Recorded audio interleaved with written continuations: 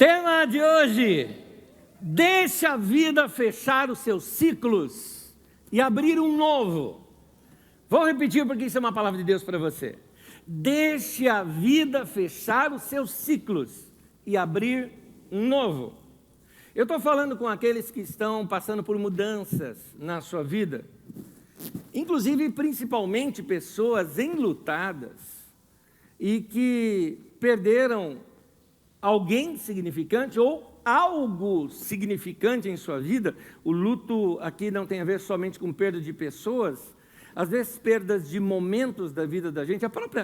Quem já passou por um desemprego, principalmente quando ele vem de modo traumático, é como um luto, porque você tem uma perda, parece que uma época da tua vida foi embora. São situações assim que acontecem. E nós vamos estudar os capítulos 23, 24 e 25 de Gênesis. Texto riquíssimo, riquíssimo, riquíssimo. Já começo lendo Gênesis 23, 1 e 2, e aí eu comento um pouquinho mais. Diz assim: Sara viveu 127 anos e morreu em Kiriat Arba, que é Hebron, em Canaã, e Abraão foi lamentar e chorar por ela. Sara, esposa de Abraão, e o foco da nossa mensagem estará no filho deles, Isaque. A nossa vida, ela tem ciclos. Termina-se um, começa outro. E é sábio a gente compreender quando estamos nesse período de mudança, quando um tempo da vida da gente já passou. E a gente perceber que temos que abrir portas para um tempo novo. Porque se a gente não perceber que vai parecer redundante, mas eu preciso reforçar dessa palavra. Se a gente não perceber que o passado passou, a gente vai ficar preso no passado. Tem gente que está preso no passado. Está querendo correr e tem uma âncora. As pessoas passam pela vida da gente. E outras áreas também, empresas passam pela vida da gente. Experiências na vida passam. Mas tem hora que é hora de seguir adiante. Você não pode ficar correndo com aquele peso dentro da sua mochila. Tem que liberar para a vida, experimentar algo novo. Meu amigo Gernando, nessa semana mesmo, postou uma frase de um outro amigo nosso, dizendo assim: pessoas mudam, a vida muda, os amigos mudam, mas você só tem que seguir em frente. É isso. O maior problema que leva as pessoas a ficarem presas num passado é a falta de esperança. Ela não tem aquela esperança de que o próximo ciclo da vida dela, o próximo momento da vida dela, pode trazer alegrias iguais ou até maiores do que aquelas alegrias anteriores que ela já experimentou. Então ela fica presa, com medo, sabe? É como se a memória daquilo, e a memória é algo muito bom, mas há uma diferença entre saudade e nostalgia. Saudade é quando um tempo foi muito bom na tua vida, mas você está seguindo em frente, você tem saudade mesmo. Mas nostalgia é quando você ficou lá no passado. Aí você quer voltar para lá, e aí não dá para voltar para lá, e você fica nesse buraco da vida, nesse gap da vida, nesse intervalo da vida. Os ciclos da nossa vida, eles são formados não só por pessoas, mas também por lugares, por momentos que a gente passa, por oportunidades, pessoas que entram e saem da nossa vida, experiências profissionais que nós já tivemos. Eu tive algumas experiências profissionais na minha vida que foram maravilhosas. Eu tenho saudade, mas não tenho nostalgia. Eu não quero voltar. Eu quero seguir a vida. Quando você faz uma coisa nova, entra numa nova empresa, você entra num curso, numa faculdade, você muda de casa, tudo isso são ciclos novos na sua vida. São momentos novos na sua vida. Mas você precisa acordar, porque tem um momento que isso termina e você precisa continuar. Existem pessoas e experiências que Deus coloca em nosso caminho por uma época, mas eles não estarão ali para sempre. Precisamos ser maduros para entender quando esse tempo acabou e seguir a nossa vida, sem desfazer. a amizade, sem problemas, mas simplesmente seguindo em frente. Porque se nós ficarmos presos a essas pessoas ou a esses lugares, ao invés disso nos ajudar, vai nos segurar. Foi bom por um tempo, e foi muito bom, mas agora a gente tem que crescer um pouco mais. Tem pessoas, por exemplo, que vão estar para sempre nos nossos corações. Tem lugares e memórias que vão, assim, ter aquele lugar carinhoso dentro da vida da gente, mas não serve mais para a vida. A vida tem que seguir sem aquele momento. Então, é um tempo novo, é uma época nova, é um momento diferente. E se nós conseguirmos ver isso dentro de uma perspectiva correta, a gente vai aproveitar bem essas mudanças que a vida nos apresenta. Às vezes a gente chega até a pensar, eu não vou conseguir mais levar minha vida sem essa pessoa, ou sem aquele lugar, sem aquela experiência, sem aquele ministério.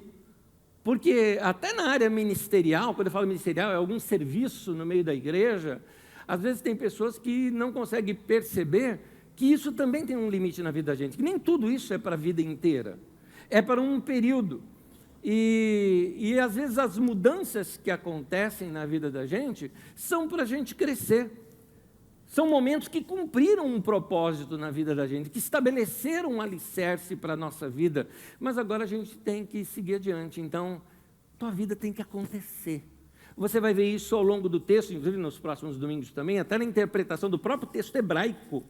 Você vai notar como havia uma ênfase muito forte sobre viver, vivenciar, acontecer, porque era essa a ideia que os hebreus tinham sobre vida. Então, não morra junto com os ciclos da sua vida que se fecham. Você não pode morrer ali. Quando um ciclo se fecha, você tem que ficar atento, porque vai abrir um novo.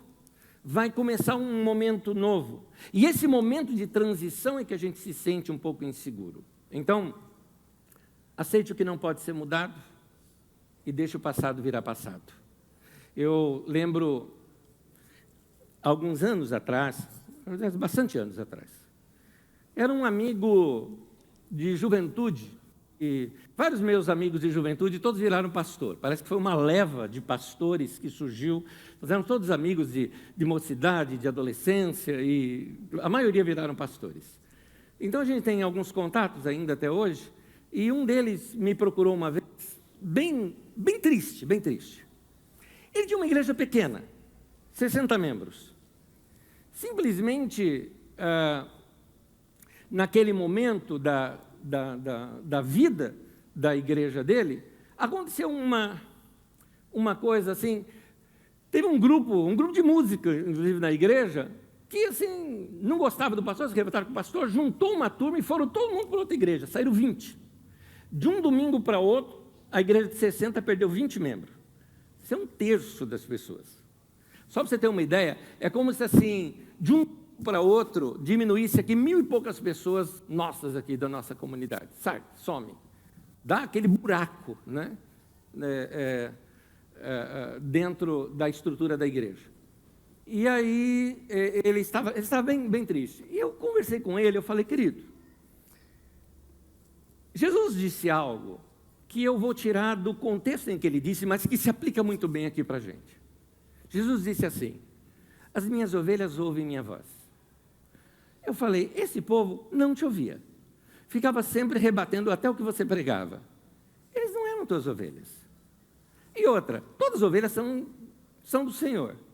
Nós, pastores, somos empregados, né? A gente é peão. A gente está cuidando do rebanho para Deus. Se moveram para uma outra igreja, está dentro do rebanho de Deus e elas continuam sendo de Deus. Então, não tem por que você reclamar com os irmãos que vão se ver no céu. Mas segue a vida. Eles não são as suas ovelhas. Não são as ovelhas que ouvem a sua voz. Então, segue. Vai cuidar dos que ficaram. Eu fui pregar na igreja dele 1 ano depois. Eu nem lembro se era começo do ano para o final do ano que isso aconteceu, mas quando eu fui pregar lá, a igreja estava com 90 membros. Espera um pouquinho, tinha 60, caiu para 40, em 1 ano foi para 90. Eu falei para ele, você percebeu como a igreja ficou mais leve, e a igreja mais leve cresce mais. Então, há determinadas perdas, vamos trazer isso para outras áreas da vida da gente, há determinadas perdas na vida da gente que são para o nosso próprio crescimento. Uma árvore, Jesus mesmo está falando que uma árvore que dá fruto, o que é que Deus faz? Ele poda. Mas como assim? Mas está dando fruto? Sim, mas vai podar para dar mais fruto ainda. Então, há momentos na vida da gente que algumas coisas precisam sair da vida da gente para que a gente cresça. Então, se você está passando por um momento assim, se abra, perceba, ligue o seu radar. Conexões divinas vão começar a aparecer no seu radar, gente nova, experiências novas, oportunidades, até mesmo profissionais novas, para te levar para um outro patamar da sua vida, para um outro momento da sua vida. Deus vai trazer as pessoas certas para te ajudar, mas antes você tem que deixá-las erradas saírem. Porque se você não deixar que elas saiam, não tem espaço para gente nova ali. Talvez essas pessoas nem sejam más. Como eu já disse aqui numa parábola do ônibus tempos atrás, são só pessoas que entraram no ônibus errado e precisam sair dali. Então, aceite aquilo que não pode ser mudado. Eu vou recomendar uma mensagem para vocês durante a semana. Essa mensagem de 2018, ela chama Deixa o passado virar passado. Essa frase é o título dessa mensagem. É um estudo no livro de Obadias. Aliás, alguns nem sabiam que tem esse livro na Bíblia, né? Mas tem, vai lá que tem. Aliás, durante toda a minha vida, é a única vez que eu vi alguém pregar sobre o livro de Obadias, na minha vida inteira. E é essa mensagem. Vale a pena, mas deixa o passado virar passado. Porque há determinados momentos que a gente vai perdendo algumas coisas na vida e a gente pensa que a vida está indo para o buraco, e não é, a vida está passando por renovação. Você já estudou lá em Juízes 7 aquela história de Gideão? Gideão tinha que guerrear, veio um exército todo com ele, e Deus foi começando a falar, olha, para ali no rio, deixa o pessoal beber água, os que abaixarem para beber, você pega e tira. Mas por quê? Porque eu quero diminuir essa turma. E foi tirando, ficaram 300 para fazer uma guerra. Não eram os 300 de Esparta, mas os 300 de Gideão, olha, porque os de Esparta morreram, esses daqui não, eles ganharam a guerra. E não morreu nenhum. Então, não importa o quantas pessoas você tem, o que importa é se você tem as pessoas certas. Não importa o tamanho do teu negócio, importa se você tem o negócio certo. Então, a gente precisa acordar para a vida. E a vida é cheia dessas emoções. Alguém já disse isso na MPB, né? São tantas emoções, né? Mas a vida, ela é assim. A vida, ela é assim. Ela é cheia de surpresas. Por isso que os hebreus, eles entendiam a vida como um acontecimento. Ou seja, a vida é vida quando ela acontece. E é aqui que eu quero repetir aquele texto que eu li no começo. Sara viveu 127 anos, morreu em Kiriat Arba, que é Hebron, em Canaã, e Abraão foi se lamentar e chorar por ela. Nesses que eu chamo assim, contos de Gênesis, é interessante notar uma coisa, esses textos de Gênesis, se você acompanha o nosso Didaquê, para quem não sabe o que é o Didaquê, é o nosso estudo teológico, nosso estudo das Escrituras Sagradas como estudo só. A gente examina as Escrituras, abre os textos bíblicos, a palavra Didaquê significa ensino. Tem no nosso canal do YouTube, você pode procurar lá, tem bastante aulas, 70 e poucas aulas eu acho que a gente tem lá para você assistir. Não terminamos ainda tudo, vamos continuar. Mas no Didaquê de número 28, nós estudamos um pouquinho esse período do judaísmo do Segundo Templo, que é um período após o exílio na Babilônia, onde eles começam a repensar a nação. O texto de Gênesis foi compilado, essa compilação final que a gente tem, nesse período. Quietinho. Nesse período. Então, nesse tempo, eles estavam repensando a vida. Por quê? A nação tinha praticamente acabado. A nação foi detonada pela Babilônia.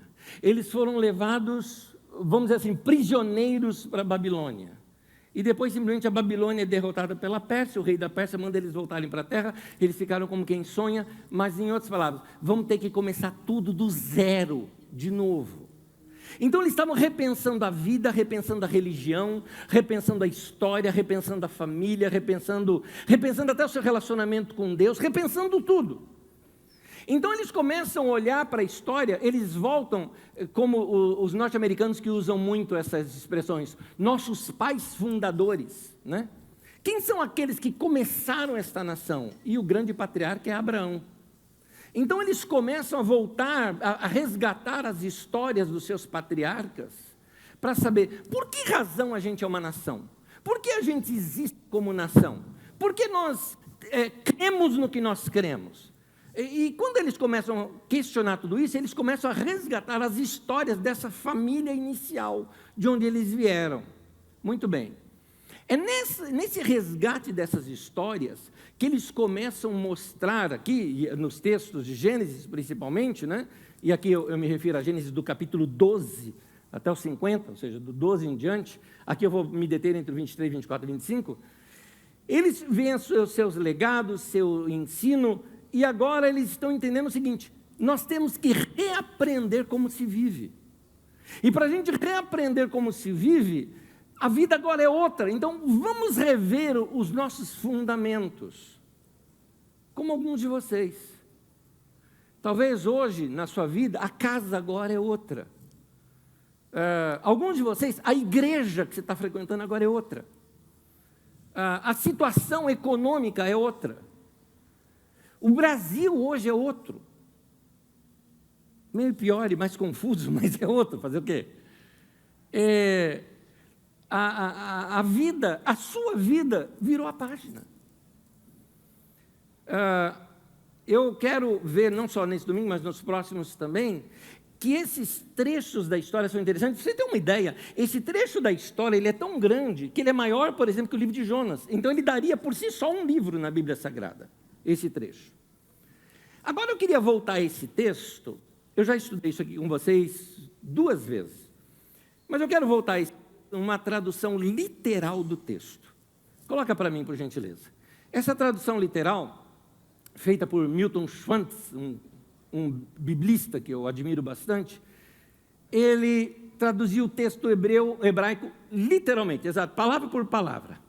E diz assim: e aconteceram as vidas de Sara. 100 anos, e 20 anos, e 7 anos. Não está errado o plural ali não, é assim mesmo. Anos das vidas de Sara. É muito interessante essa construção da língua hebraica. A nossa língua portuguesa é uma língua moderna, é uma língua nova. 1200 e pouco para cá que nós temos o português. O português é um latim mal falado, né?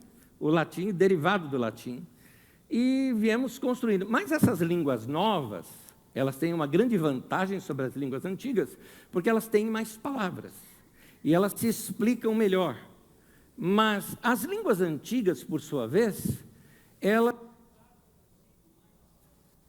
Está sumindo meu som aqui. Elas trazem consigo mais algumas referências, elas trazem ensino, muitas vezes, nas suas próprias palavras. Eu não vou ampliar aqui a questão de como eles faziam as contagens, né? Mas eu quero destacar um detalhe do texto. E aconteceram as vidas de Sara. Isso foi reencarnação, nada disso, meu querido. Não é isso. A ênfase está no plural, não está no plural vidas, mas a ênfase está no verbo aconteceram.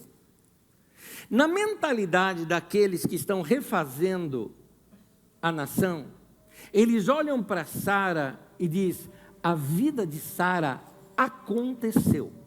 Esse é um conceito hebraico para a vida. A vida é o que ela acontece. A vida é a soma dos acontecimentos da vida, ou seja, não aconteceu nada, você não viveu. É isso. Se você não teve experiências boas ou ruins, então você não viveu. Romantizando um pouco, eu diria assim, há momentos, períodos ou experiências que valem por toda uma vida. De modo que, para nós, muitas vezes, dá a impressão de que eu vivi várias vidas já. Ou seja, tem momentos da vida da gente que foi tão bom, mas tão bom, que a gente pode até dizer assim, ó, eu já podia morrer, porque eu estou feliz já. Não estou dizendo que a gente está com vontade de morrer, não é isso. O que eu quero dizer é que aquilo que você experimentou já valeu por uma vida toda. Mas você tem que entender que tem novas vidas, novos momentos para ser vivido. E, como diz, e assim foram as vidas de Sara. Colocando dentro do contexto histórico no qual o texto foi escrito, a vida de Sara aconteceu, mas já passou. É preciso seguir a vida e fazer agora também uma nova vida acontecer. Por isso que o texto remete à vida do filho dela, que é Isaac. Segue-se os capítulos 23, 24 e 25 de Gênesis. No 23 conta que Sara morreu, mas conta suas vidas anteriores a esse texto, né? Ela, por exemplo, teve um filho na velhice, ela curtiu tanto o filho, ela foi tão próxima do seu filho, que quando ela morreu, o filho entrou em depressão. E eu não estou falando de uma criança, estou falando de um homem com mais de 40 anos de idade, passando por depressão por causa da morte da mãe. No texto também anterior, vai falar de alguém que era quase que um irmão ali da família, o Ló, era um sobrinho do Abraão. Mas o Ló sai de cena, não se fala mais dele. Porque a vida dele aconteceu, mas depois ele fez escolhas, como algumas pessoas que você conhece, a vida de muita gente que você conhece, as suas escolhas fizeram isso com ele, tiraram ele do cenário. Também no capítulo 25, que é o capítulo posterior, vai contar como que Abraão fez. Conta o casamento de Abraão. Depois que Sara morreu, passado um tempo, Abraão se casa novamente. Depois conta sobre a morte de Abraão. E nesse mesmo capítulo também conta de Ismael, um outro filho que Abraão teve com uma serva de Sara, que era o Ismael, e conta também da morte de Ismael. O que o texto está mostrando? O texto está mostrando o seguinte, gente, os ciclos na vida da gente vai se fechando. Foi recentemente, numa sala em casa, minha esposa chegou até a falar, porque teve uma semana que nós acompanhamos uns 5 funerais. E ela falou, nossa, como está morrendo gente nesse tempo? Eu falei, querida, sempre foi assim na vida. Se você ver, tem um período na vida da gente que parece que todo mundo morre na mesma época. E as coisas se renovam. E um detalhe, você vai notar sempre isso. Gente morre aqui, aí outros pessoal, bebê nasce. É a vida. É a vida se reconstruindo. São ciclos se abrindo, ciclos se fechando. Aquele povo que escreveu esse texto para meditar nele, eles estavam olhando para o passado ali, para a vida dos seus fundadores, dizendo o seguinte, nós precisamos entender que o passado virou passado, e que assim como nossos fundadores se renovaram para chegar até a gente vai ter que fazer isso também com os nossos filhos. Agora, uma coisa que eu acho lindo nesse texto é o seguinte, num texto, vamos dizer assim, aparentemente caótico, não é? Morreu Sara, aí o texto some o Ló, aí o Abraão, mais adiante, morre. Aí o outro filho do Abraão, Ismael, morre. Parece assim, só notícia ruim. No meio disso tudo, um romance. Surge um romance no meio disso tudo. Bem diferente dos romances da nossa cultura, mas uma história muito linda. A história conta em que Abraão, já velho, ele pede para o amigo de confiança dele, eu sei que o texto bíblico traz a palavra ali, servo, mas ele era o administrador de todos os bens de Salomão, um homem de confiança. E ele chega para esse homem de confiança e fala para ele, porque era assim o costume da época, vai buscar uma esposa para o meu filho, mas eu quero do meu parentesco. E eu quero alguém que se apaixone por essa terra, que venha para cá. Não quero que meu filho vá para lá. Porque Deus me mandou eu sair daquela região e vim para cá. Mas você vai buscá-lo. Era muito longe esse percurso. Mas o texto pula tudo isso dessa viagem toda. Foi este homem, com outros homens juntos, uma caravana, muitos camelos, muitos bens, porque as mulheres naquele tempo eram compradas, não é? Então ele leva muitos bens para a família e tudo mais, e conta toda a história, que nós vamos estudá-la melhor no domingo que vem. O modo como esse homem pede sinais para Deus, o modo como esse homem agradece a Deus, o modo como esse homem ora a Deus e confia que Deus vai direcionar. É interessante, olha, interessante. Deus vai cuidar até das coisas mais particulares da vida da gente, que é um romance. É o que o texto vai mostrar, mas vou estudar isso domingo que vem com vocês. E é tudo ali banhado com oração.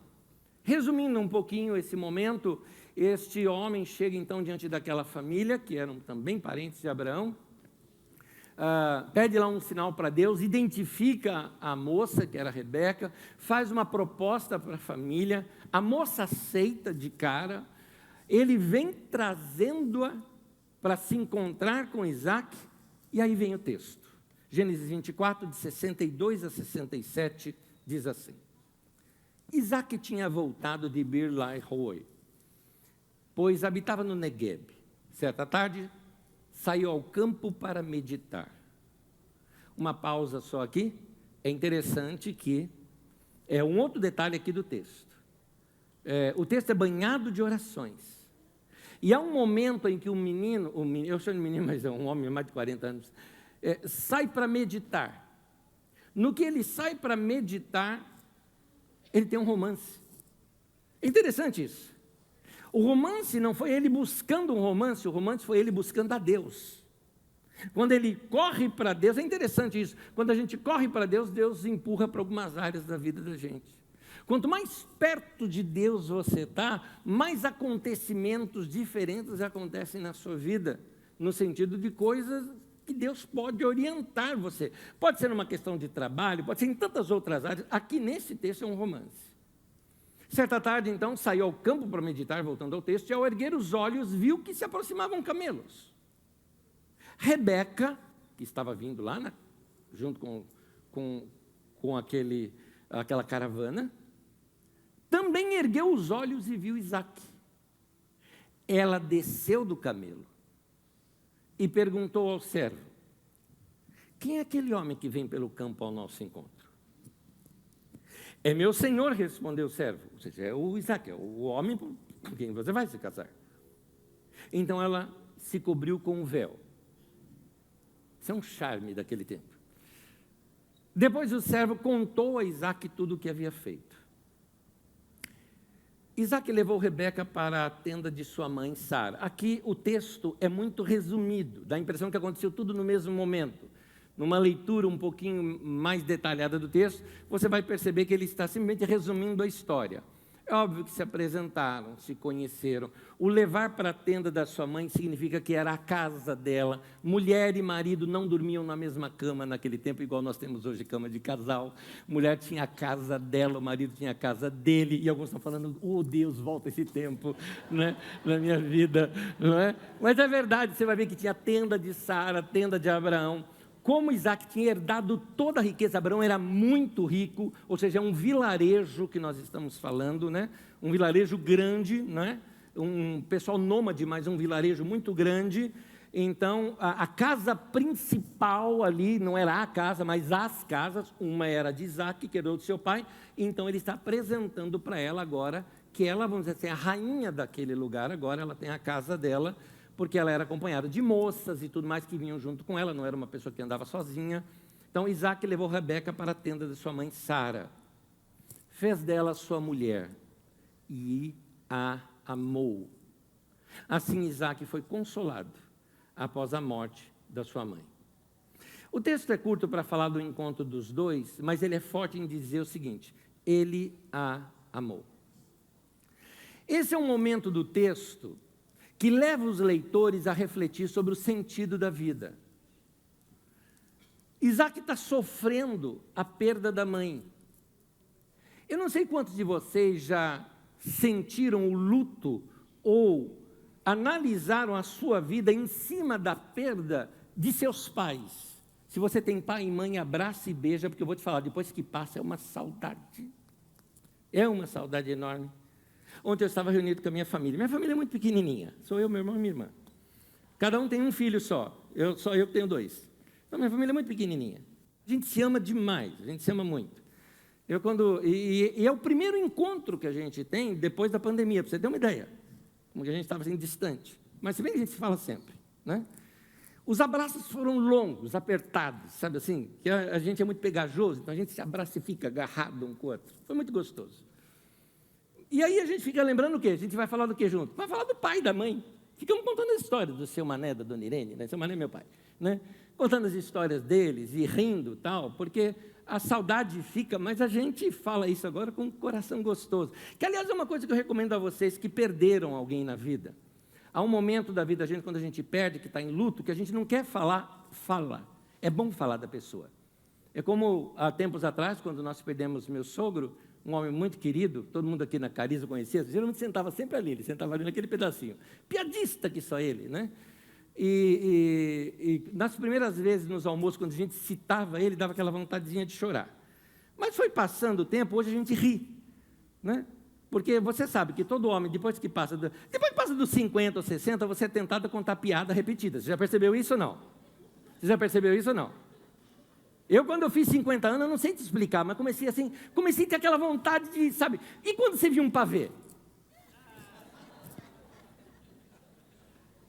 Você tem que segurar, porque senão você vai fazer a famosa pergunta, que vocês sabem qual é. É para ver ou para comer? Nós fizemos uma reunião de família, eu me lembro, né? Aí da família agora, por parte da Magda, e meu sogro já falecido. Foi a primeira reunião que fizemos depois da pandemia, e nós apostamos falamos, quem vai ser o primeiro que vai assumir o lugar dele agora aqui, né? Nós vamos ver quem vai ser o tiozão da família agora que vai soltar piadinha. Para quê? Tinha que ter o pavê no final. Reunião de família sem pavê no final não é reunião de família, não é? Enfim, eu recomendo que vocês falem, porque passado um tempo a saudade fica, mas vocês começam a se lembrar somente das coisas boas que ficaram daquela pessoa.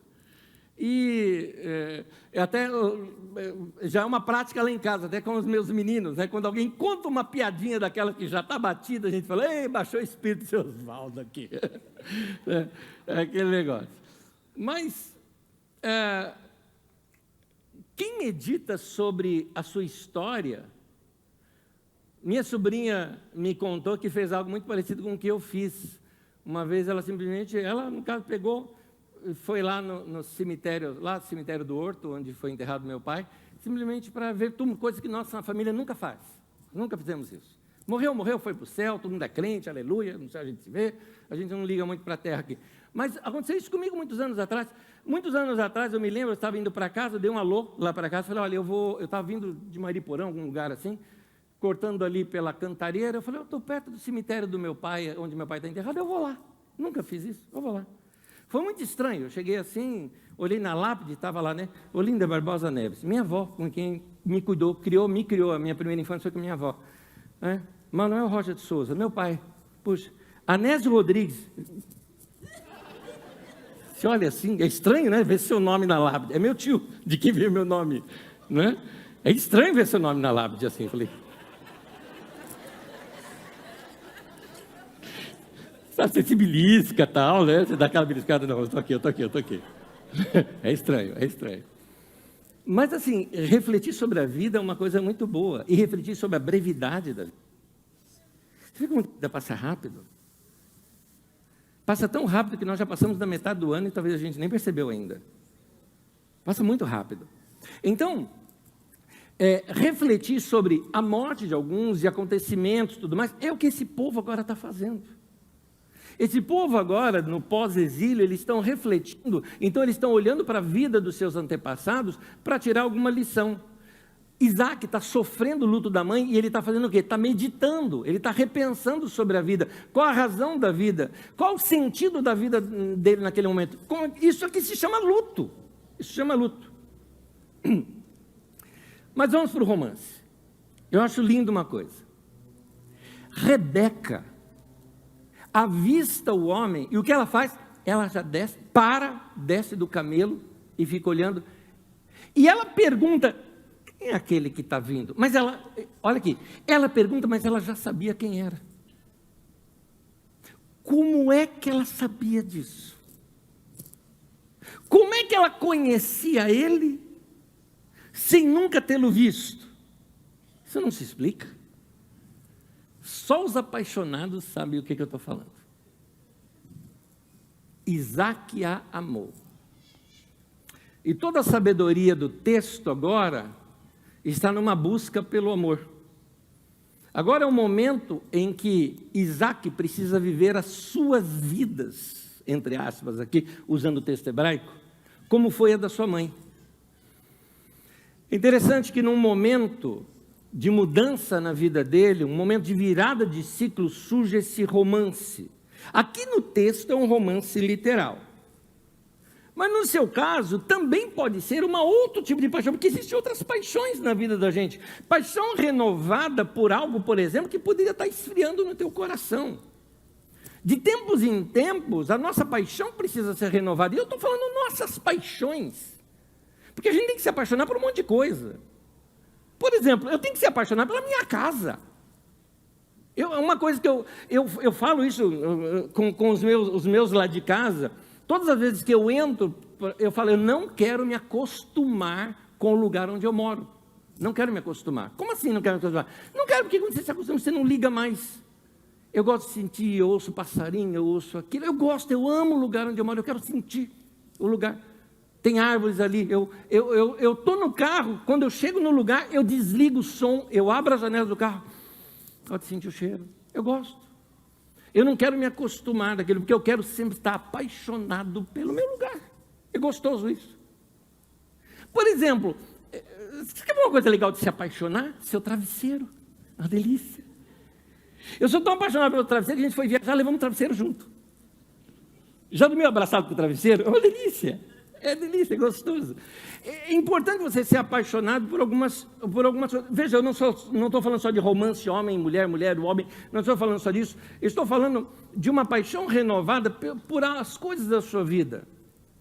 Eu, por exemplo, nesse tempo, eu estava aqui bastante distante aqui da Carisma, porque eu estava em férias, eu descobri quanto eu sou apaixonado, por exemplo, por vocês, por essa comunidade. Apaixonado por vocês. Amo vocês, ó.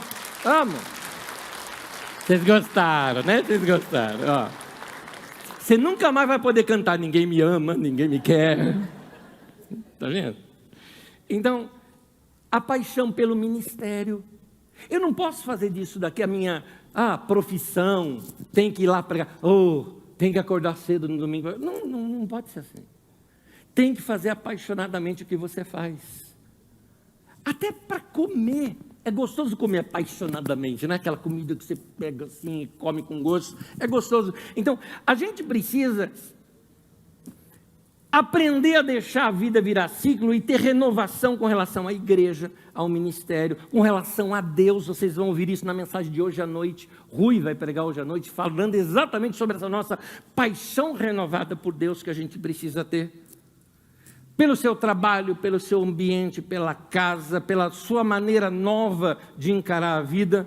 Eu volto aqui na sabedoria hebraica. Na sabedoria hebraica é o seguinte: o sentido da vida é acontecer.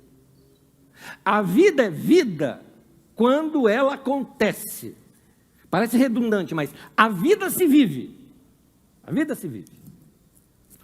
Quem não vive a vida que Deus lhe deu, é como se não tivesse vivido. E quem viveu bem a vida que Deus deu nos seus diversos momentos, é como Sara. É como se a gente tivesse vivido várias vidas. Então, minha recomendação nesse início de série é que você se abra para experimentar as coisas boas e novas que Deus está colocando na tua vida e que talvez você não esteja percebendo porque você está preso no passado. Você não precisa sair por aí fazendo coisa errada. Não é disso que eu estou falando. Não estou falando de enfiar pé na jaca. Nada disso. Isso é para os inconsequentes e que não amam a vida. Que quem ama a vida faz a coisa bem planejada. Mas faça a sua vida valer. De tal modo que quando a sua vida terminar, você tenha a impressão como a de Sara. Parece que eu vivi muitas vidas numa só, de tão boa que foi a minha vida. Eu gostaria de, quem sabe, na minha velhice, estou longe ainda, de escrever algo, como um dos escritores que eu mais gosto, que é Rubem Alves, escreveu. Aliás, o título do livro que eu mais gosto dele: Se eu pudesse viver a minha vida novamente. Eu vou te dar um spoiler já do primeiro capítulo do livro, que ele encerra a ideia já no primeiro capítulo do livro. Ele fala o seguinte, que a vida dele é tão gostosa, que ele aprendeu a viver tão bem a vida dele, que se ele pudesse viver a vida dele inteira de novo, ele escolheria passar por tudo novamente, até pelas desgraças que ele passou. Por quê? Porque foram aqueles problemas que forçaram ele a tomar decisões e atitudes que o levaram para essa melhor fase da vida dele. Eu acho horrível quando alguém no final da vida fica assim desesperado com a vida, achando que não valeu a pena a vida. Eu gostaria de ter essa experiência como Rubem Alves, que quando recebeu, já no seu momento idoso já, e recebe a notícia que estava com um câncer terminal, ele falou, eu vou viver ainda mais esses dias que me restam. E viveu muito bem. Então, eu quero te dar um recado que vem baseado nessa experiência citada aqui de Sara, mas que a gente vê ela acontecer na vida de Isaac. Faça a sua vida acontecer. Porque se não está acontecendo, você não está vivendo. Uma boa pergunta para você é, você está vivendo ou você está existindo? São duas coisas diferentes. Então, eu quero te dar um conselho final. Para dar esse conselho final, pode ficar em pé comigo, por gentileza? Uma vez eu estava pensando na palavra acordar. Não acordar de acordo, mas acordar do despertar da manhã. E é interessante porque eu gosto muito de etimologia e os especialistas na linguística ainda não chegaram no acordo da origem dessa palavra. Interessante, é uma palavra tão comum que a gente usa, mas a gente não tem exatamente a ideia da origem dela, na nossa língua portuguesa. Porque cord sempre vem de coração, de cardia, e talvez ela tenha a ver com isso. Portanto, acordar, ela pode ter dois significados. Talvez ela venha de colocar o seu coração em algo. Acordar não é só despertar do sono. É igual a gente fala assim, fulano acordou para a vida. Agora você acertou. Colocou o coração para viver. Uma outra expressão é que ela pode vir da palavra cor mesmo. Então, é dar cor à vida. Eu prefiro juntar as duas. Acordar não é só me levantar pela manhã e abrir os olhos. Acordar é chegar para Deus e falar, muito obrigado que eu tenho mais esse dia para eu viver. Eu tenho uma vida pela frente, eu tenho um dia pela frente. E eu vou colocar o meu coração nesse dia, eu quero dar cor para esse dia. E é bom você que está ouvindo isso no início do dia. Coloca o seu foco naquilo que ficou e não naquilo que se foi. O ontem passou, você acordou para um dia novo. Então prossiga para a vida. Se você parou nela, fala para ela prosseguir. Tem uma historinha que se conta, eu vou encerrar com ela. É conto, eu não sei se ela é verídica ou não, de repente é só uma história de autoajuda, mas eu achei ela interessante. De um médico tentando salvar um paciente e depois de várias vezes tentando fazer com pressão, aquele coração voltar a funcionar, já tendo desistido, ele chega no ouvido daquela pessoa e diz assim, dê ordens ao seu coração para voltar a bater. E o coração da pessoa volta a bater. É como se ela tivesse bloqueado no seu cérebro. Não quero mais viver. Mas ele falou, não, dê ordem ao teu coração para voltar a bater. E o coração voltou a bater. Historinha bonita, mas eu quero falar isso para você. Dê ordem para o seu coração voltar a bater. Volta a se apaixonar pela vida, meu irmão. Hoje, agora. Dê ordem para o seu coração para voltar a sorrir. É gostoso. Dê ordem para a sua vida para voltar a viver. É bom. Está no momento de você se entregar para a vida e experimentar uma coisa nova. Hoje, não é amanhã, é hoje. A gente não sabe nem se vai estar vivo amanhã, não quero ser aqui dramático com você, né? Mas esse é o momento. E eu termino dizendo o seguinte, uma das lembranças agora, recente, porque foi ontem, que eu estou agora com ela aqui no meu coração, sabe qual é? O abraço que eu dei no meu irmão. Que coisa deliciosa. Eu peguei aquele magrelo e apertei, quase quebrei os ossos dele, falei, te amo, seu cabra. Que gostoso a gente se amar. Que gostoso. Como é bom a gente perceber aqueles momentos e valorizar aqueles momentos, dizendo, eu não sei mais quanto tempo eu vou ter. Então, vai hoje lá, abraça seu pai, sua mãe, se você tem. Você tem esposa, marido, beija, abraça, aí 3 pontinhos, o resto você sabe. Você estava brigado com alguém, talvez de repente você veio para cá hoje, brigado no caminho para cá. Olha um para o outro e fala, seu tolinho, sua tolinha, né? Que besteira que a gente está fazendo. Vamos viver. Vamos acordar para a vida. Amém? Feche teus olhinhos e vamos orar. Senhor, nós te pedimos que o teu Espírito Santo pegue essa palavra e retrabalhe em nossa mente e nosso coração, para acordarmos para a vida que o Senhor nos deu. Pai, nos abençoe. Pai, direcione a nossa vida. Pai, nós aceitamos os teus caminhos. Podemos até não entendê-los, mas estamos abertos para eles. O que nós queremos é correr para o Senhor, meditar nos teus caminhos e encontrar a melhor direção do Senhor para a nossa vida nesse tempo. Ensina-nos a viver, Senhor. Que a boa mão do Senhor esteja sobre todos nós aqui. Nos abençoe e nos guarde. Em nome de Jesus. Amém e amém. Meu irmão, minha irmã, que Deus abençoe sua vida.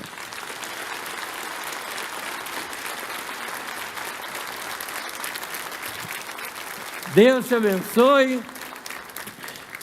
Hoje é o dia de você colocar em prática essa palavra. Aí amanhã se renova de novo. E a minha palavra para você, título de uma outra mensagem, vai viver. Deus abençoe. Até domingo que vem, a gente volta. Deus abençoe.